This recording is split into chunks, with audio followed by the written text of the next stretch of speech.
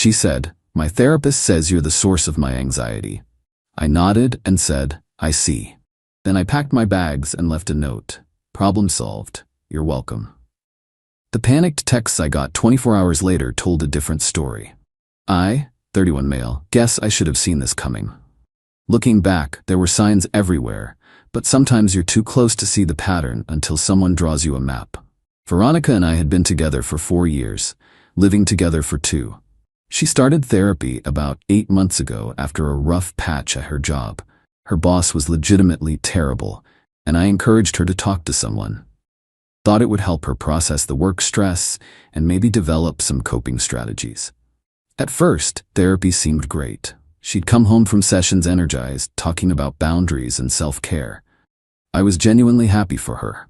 But around month 3, things shifted. Every session became about me somehow. "Dr. Whitlock says you exhibit controlling behavior because you asked about my spending.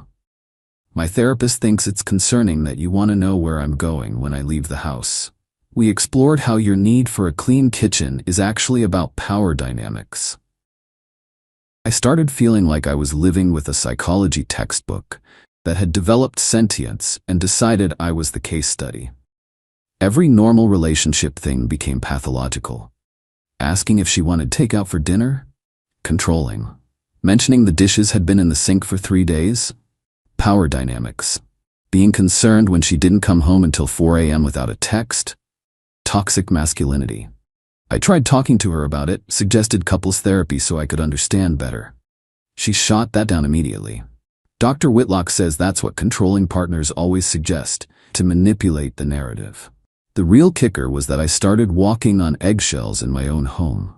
I'd think 3 times before asking anything, stopped mentioning household stuff altogether, just quietly did all the cleaning myself. Started spending more time at my buddy Theo's place just to breathe. Then came Tuesday. I'd worked a long shift. I managed logistics for a medical supply company, came home to find Veronica on the couch with her therapy journal and what I can only describe as a prepared speech face. "Marcus, I need to share something important from today's session." I sat down, genuinely curious what insight Dr. Whitlock had provided this week. "We've been doing deep work on my anxiety, and we've identified the source." She paused for drama. "It's you. Dr. Whitlock says you're the primary source of my anxiety, and I need to consider what that means for my healing journey." I sat there for maybe 30 seconds, just processing. 4 years. 4 years of supporting her through career changes, family drama, her mother's passive-aggressive nonsense. 4 years of being told I was doing everything wrong while footing 70% of our bills because her passion career in holistic wellness coaching barely covered her car payment. "I see," I said. She looked surprised. Think she expected protests, maybe begging. Instead, I stood up, went to our bedroom, and started packing. "What are you doing?" She followed me, therapy journal still clutched like a shield. "Solving your problem," I said, folding shirts into my duffel. "If I'm the source of your anxiety, the solution seems pretty straightforward." "That's not. Dr. Whitlock says we need to work through this together. You can't just leave." "Actually, I can, and I am." I grabbed my laptop, chargers, important documents from the filing cabinet. "I'll get the rest of my stuff later. The apartment's in your name anyway, so that's convenient." The panic started creeping into her voice. "Marcus, this is exactly the kind of dramatic reaction Dr. Whitlock warned me about. You're proving her point." I zipped up the bag. "Maybe. Or maybe I'm just tired of being someone's therapeutic punching bag. Either way, your anxiety source is removing himself from the equation." I left a note on the kitchen counter. "Problem solved. You're welcome. I'll stop by Saturday afternoon for the rest of my things. Please be out." Drove straight to Theo's place. He didn't ask questions, just handed me a beer and pointed to the spare room. "That's a real friend." The text started exactly 19 hours later. Update 1. Holy hell, you guys were right about the extinction burst thing. Though I guess this is more like a reality burst. So the text started Wednesday evening. First few were angry. "This is so immature. Dr. Whitlock was right about you. You can't just abandon me like this. This is emotional manipulation." Then around 10 p.m. the tone shifted. "Hey, can we talk? I may have miscommunicated what my therapist said. Please come home so we can discuss this. Marcus?" This is really unfair to just leave without talking. Thursday morning, 6 a.m., my phone starts blowing up. 15 missed calls. The texts got more urgent. The electricity bill is due and I don't know the password. Where did you put the router? The internet is down. I can't find the insurance cards. Marcus, please. Here's the thing. I handled all our household admin because she found it overwhelming. Passwords, bills, insurance, everything. I tried to show her multiple times, even made a spreadsheet, but she'd wave it off. You're so much better at that stuff. Then came the kicker text around noon Thursday. How am I supposed to afford this place on my own? Rent is due next week. I almost responded to that one. Almost. But then I remembered 3 months ago when I suggested we get a cheaper place since I was carrying most of the financial load. Her response? Dr. Whitlock says financial anxiety is often about control issues. Maybe you should explore why you're threatened by our lifestyle. Our lifestyle. That I was paying for. The next series of texts was about her car. My check engine light is on. The registration sticker expired. Why didn't you renew it? I don't know where to get an oil change. Lady, you're 29 years old. Figure it out. Then the social media posts started. Nothing directly about me, just vague stuff about going through a challenging time, and when people show you who they are, believe them. And my personal favorite, surrounding myself with healing energy as I navigate this abandonment.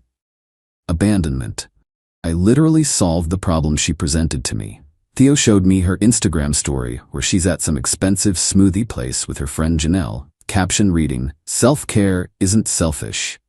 The same woman who was just texting me about not affording rent.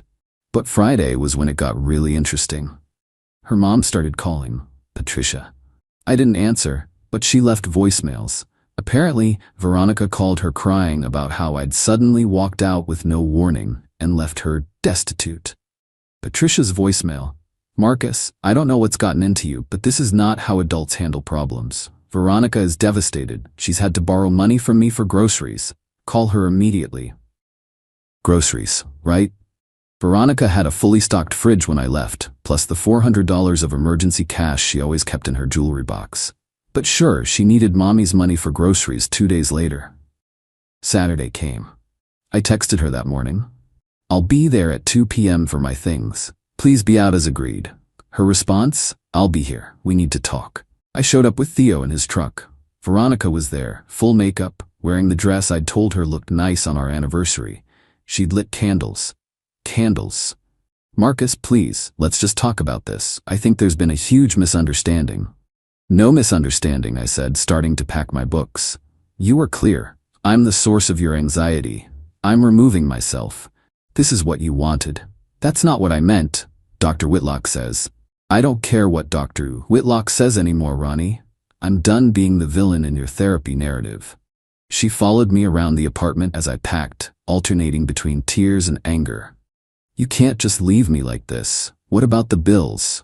What about my anxiety? Your anxiety is your responsibility. As for the bills, they're all in your name, your apartment, your bills.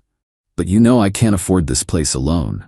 But then maybe you should have thought about that before deciding I was the source of all your problems. The mask slipped then. The tears stopped like someone turned off a faucet. You're really going to be this petty? Over one comment? One comment? Ronnie, I've been your therapeutic punching bag for 5 months. Every week, you come home with a new dysfunction Dr. Whitlock has diagnosed me with. I'm done.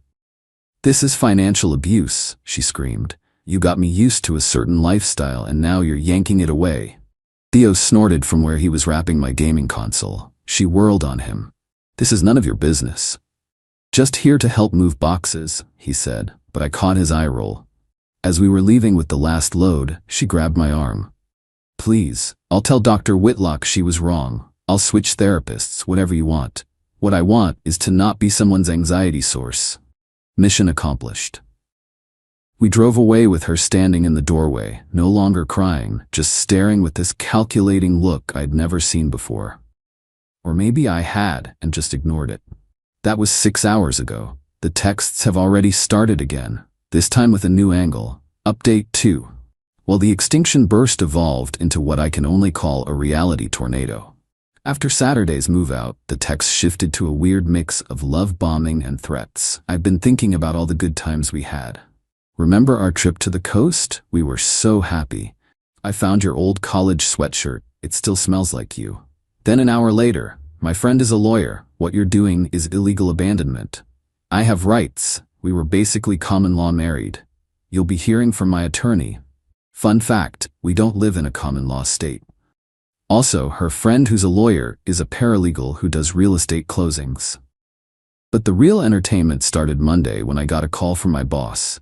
Veronica had called my workplace. Let that sink in. She called my workplace.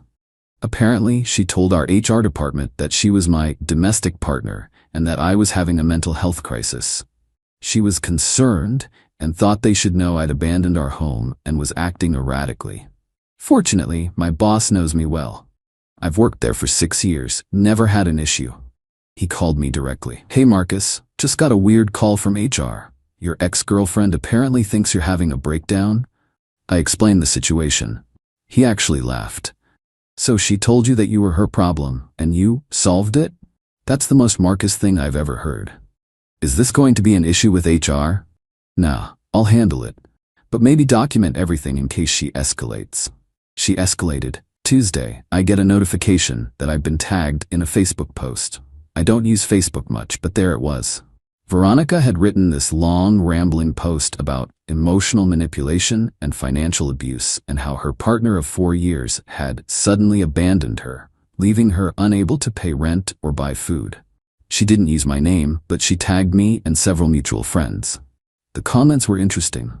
Most people were offering generic support, but a few people who actually knew us were less sympathetic. My favorite was from Brad, a guy we'd had dinner with a few times. Didn't you tell us last month that your therapist said Marcus was toxic and you needed to set boundaries?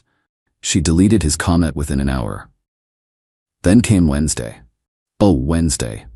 I get a text from an unknown number with a screenshot of a Venmo request from Veronica for $1,847. The message, "Hi, this is Janelle.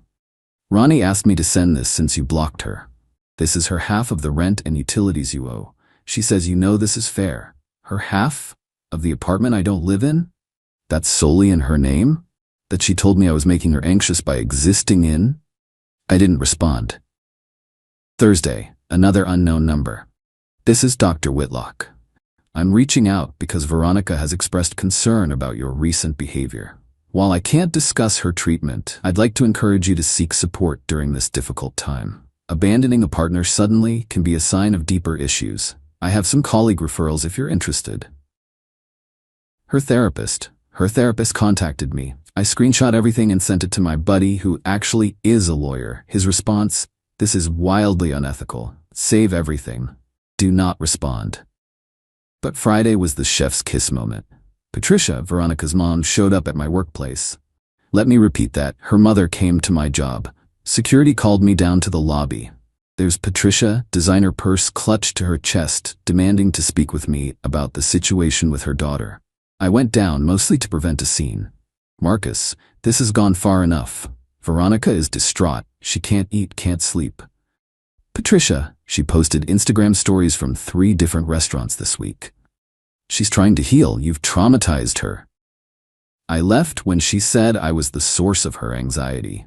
How is that traumatic? You know she didn't mean it like that. Dr. Whitlock explained it was about working through issues together. Then maybe Dr. Whitlock should have been clearer. And maybe you should ask yourself why a 29-year-old woman needs her mother to confront her ex at his job. She's desperate. She can't afford that apartment. She'll have to move back home, and there it was, the real issue. Patricia didn't want her daughter moving back home. That sounds like a Veronica problem, not a Marcus problem. How can you be so cold? You loved her. I did, but I loved the person I thought she was, not the person who spent months making me the villain in her story. Security started hovering closer. Patricia noticed. This isn't over, she hissed. My daughter deserves better. She absolutely does, I agreed. She deserves someone who makes her less anxious, which is no longer me. Win-win. She stormed out, and security asked if I needed to file a report. I declined, but asked them to note the incident.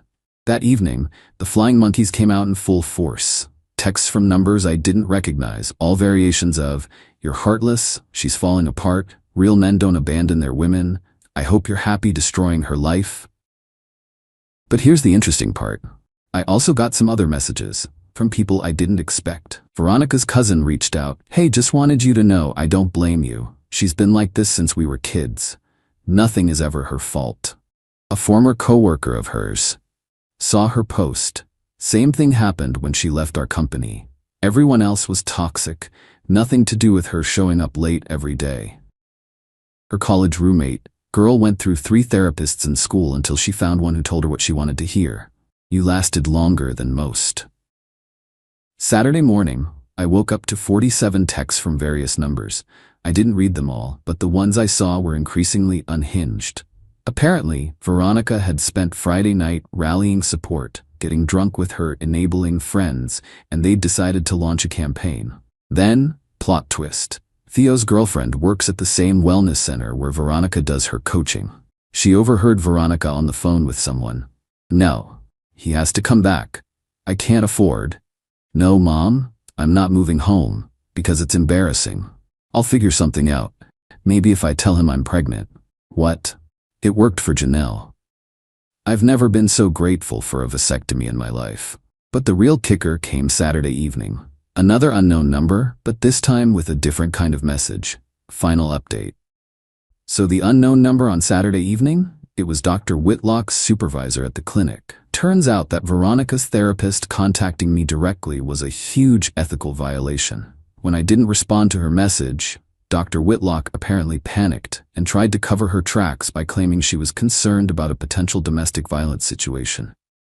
The supervisor was very professional, but clearly pissed. "We're investigating a complaint about inappropriate contact. Can you confirm whether Dr. Whitlock reached out to you regarding a current or former patient?" I sent them the screenshot of her text. They thanked me and said they'd be in touch if they needed anything else. Monday, Veronica's texts took a panicked turn. "What did you do? Dr. Whitlock is in trouble because of you. She was just trying to help. You've ruined everything again." Ah, yes. Me screenshotting an unethical text is definitely the problem here, not the therapist who sent it. Then came the email from Patricia. Subject line, "Financial arrangement proposal." She actually itemized what they felt I owed Veronica. 3 months rent to give her time to adjust, $5,700. Emotional distress compensation, $3,000. Therapy costs since she'd need to find a new therapist, $2,000. Lifestyle adjustment support, $5,000. Grand total, $15,700. The email ended with, "We believe this is more than fair, considering the circumstances. Payment plan can be discussed." I forwarded it to my lawyer friend. His response, "LMAO. Please tell me you're going to frame this." Tuesday brought news from the wellness center. According to Theo's girlfriend, Veronica had been let go from her part-time coaching position. Apparently, calling your ex's workplace and having your mother show up there doesn't reflect well on a wellness professional. The Facebook post had also backfired spectacularly. More people who knew her started sharing their own stories in private messages to me. She did the same thing to Trevor in 2019. Said he was toxic, he left, she tried to destroy his life. I was her friend for years until I set a boundary about lending her money. Suddenly I was triggering her trauma. She owes me $800 from 2021, blocked me when I asked for it back. But the real karma came Thursday. Remember that apartment she couldn't afford? The one I was financially abusing her by not paying for? Well, Veronica had a brilliant solution. She posted on Facebook looking for a roommate. Seeking conscious, mindful individual to share beautiful space. Must respect healing journey and therapeutic process. No toxic energy. She found someone. Melody, a 23-year-old who just graduated and was excited about living with a wellness coach. Melody lasted exactly 5 days. She reached out to me through Instagram. Guess my name came up in the apartment. Her message, "Hey, I know this is weird, but did you used to date Veronica? I just need to know if I'm crazy or if she's really like this with everyone." We had coffee. Melody's stories were wild. Veronica had a house meeting on day 1 to discuss Melody's energy and how it was affecting her anxiety. Melody wasn't allowed to cook certain foods because the smells were triggering. She was asked to not use the living room between 6 to 8 p.m. because that was Veronica's integration time after therapy. Veronica tried to charge her extra for emotional labor when Melody asked where the recycling bin was. The kicker? Veronica had told the landlord that her partner would be handling rent like always. When it didn't appear, she tried to blame me. The landlord called me. I was still on the old lease as an emergency contact, confused about why I'd be paying rent for an apartment I didn't live in. I clarified the situation. He was not pleased with Veronica. Melody moved out and stayed with a friend. The landlord started eviction proceedings. Last I heard, through the grapevine, Veronica had to move back in with Patricia. Dr. Whitlock lost her license to practice. Veronica is trying to become a life coach. Since wellness coaching didn't work out, she's dating someone new. My condolences to that poor bastard. Patricia is still emailing me monthly asking for money. As for me, I'm doing great. Got a promotion at work. Turns out being less stressed makes you more productive. Who knew? Started actual therapy with an actual professional who's never once suggested that my existence is someone else's problem. Even started dating someone who thinks asking about their day is caring, not controlling. Theo summed it up best last week. Bro, she really told you that you were her problem, and you just agreed and left. And it broke her brain because you were supposed to fight for the relationship so she could keep being the victim. Yup. Sometimes the best response to someone telling you you're their problem is to simply remove yourself from the equation. Problem solved. Oh, and for everyone asking, yes, I kept the screenshots. Yes, I documented everything. No, I never responded to any of them after leaving. And yes, I'm grateful every day that when someone told me I was their source of anxiety, I took them at their word and left. Best decision I ever made. Final update. Veronica tried to contact me last week through LinkedIn of all places, said she's been doing deep work and realizes she projected her issues onto me. She'd like to meet to apologize properly and discuss potential reconciliation. I didn't respond, but I did notice she's still living with her mom according to her updated location. Guess some anxiety sources are better left in the past.